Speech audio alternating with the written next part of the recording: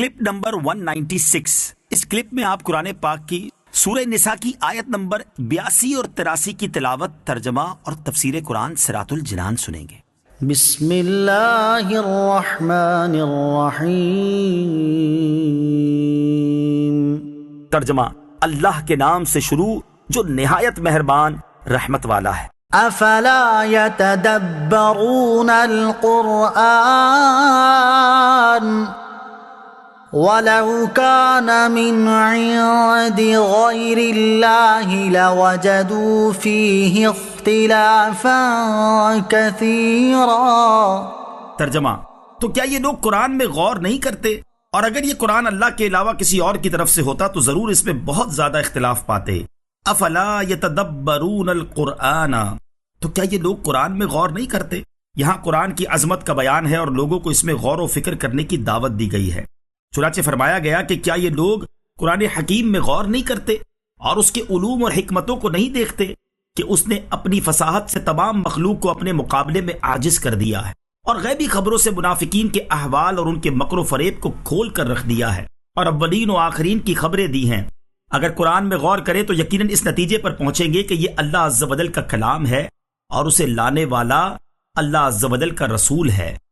قرآن مجید میں غور و فکر کرنا عبادت ہے، لیکن اس سے معلوم ہوا کہ قرآن میں غور و فکر کرنا اعلیٰ درجے کی عبادت ہے۔ امام غزالی رحمۃ اللہ تعالی علیہ احیاء العلوم میں فرماتے ہیں کہ ایک آیت سمجھ کر اور غور و فکر کر کے پڑھنا بغیر غور و فکر کیے پورا قرآن پڑھنے سے بہتر ہے۔ قرآن کا ذکر کرنا، اسے پڑھنا، دیکھنا، چھونا سب عبادت ہے۔ قرآن میں غور و فکر کی دعوت دی گئی ہے، لیکن یہ بات واضح ہے کہ قرآن میں وہی غور و فکر معتبر اور صحیح ہے جو صاحب قرآن صلی اللہ تعالیٰ علیہ وسلم کے فرامین اور حضور پرنور علیہ الصلوۃ والسلام کے صحبت یافتہ صحابہ رضی اللہ تعالیٰ عنہم اور ان سے تربیت حاصل کرنے والے تابعین رحمت اللہ تعالیٰ علیہم کے علوم کی روشنی میں ہو، کیونکہ وہ غور و فکر جو اس ذات کے فرامین کے خلاف ہو جن پر قرآن اترا، اور اس غور و فکر کے خلاف ہو جو وحی کے نزول کا مشاہدہ کرنے والے بزرگوں کے غور و فکر کے خلاف ہو، وہ یقیناً معتبر نہیں ہو سکتا۔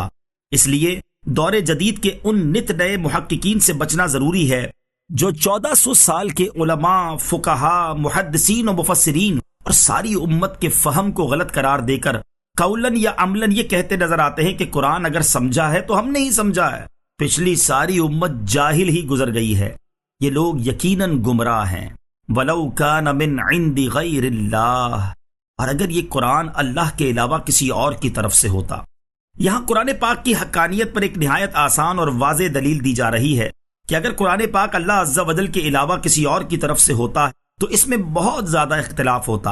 اس میں جو غیب کی خبریں دی گئی ہیں وہ 100% پوری نہ ہوتی، بلکہ کوئی بات تو پوری ہو جاتی اور کوئی نہ ہوتی۔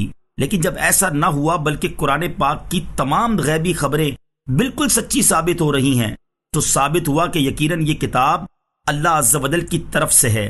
نیز اس کے مضامین میں بھی باہم اختلاف نہیں کہ کہیں کوئی بات کہہ دی اور کہیں اس کے برخلاف کوئی دوسری بات کہہ دی۔ اسی طرح فصاحت و بلاغت میں بھی اس میں کوئی اختلاف نہیں، کیونکہ مخلوق کا کلام فصیح بھی ہو تو سب یکساں نہیں ہوتا، کچھ بلاغت سے بھرپور ہوتا ہے تو کچھ رقیق و گھٹیا قسم کا ہوتا ہے، جیسا کہ شعراء اور زبان دانوں کے کلام میں دیکھا جاتا ہے کہ بڑے سے بڑے شاعر کا کوئی کلام بڑا شاندار ہوتا ہے اور کوئی بالکل گیا گزرا۔ لیکن قرآن چونکہ اللہ تعالیٰ کا کلام ہے اور اللہ تعالیٰ ہی کے کلام کی شان ہے کہ اس کا تمام کلام فصاحت و بلاغت کے اعلیٰ مرتبے پر ہے۔ وَإِذَا جَاءَهُمْ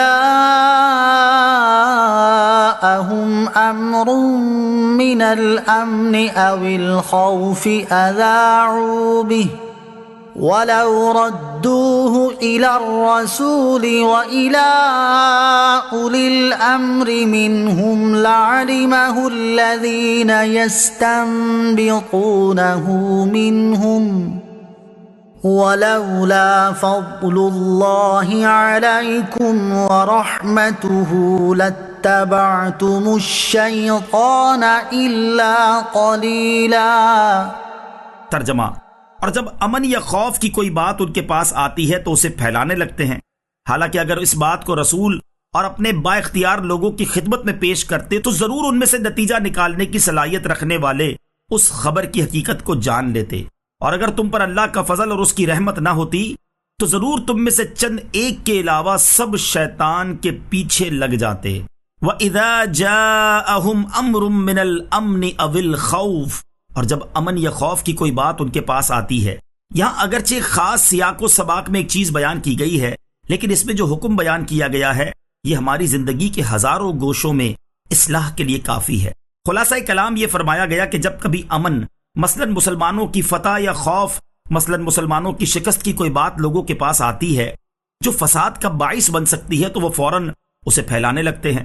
حالانکہ اگر اس بات کو یہ لوگ رسول کریم علیہ الصلوۃ والسلام اور اپنے با اختیار لوگوں جیسے اکابر صحابہ رضی اللہ تعالی عنہم جو صاحب رائے اور صاحب بصیرت ہیں کی خدمت میں پیش کرتے اور خود کچھ دخل نہ دیتے، تو سمجھدار لوگ ضرور اپنی عقل و دانش یا اپنی تحقیق کی روشنی میں اس خبر کی حقیقت کو جان لیتے، اور یوں بات کا بتنگڑ بننے کی بجائے حقیقت حال کھل کر سامنے آ جاتی۔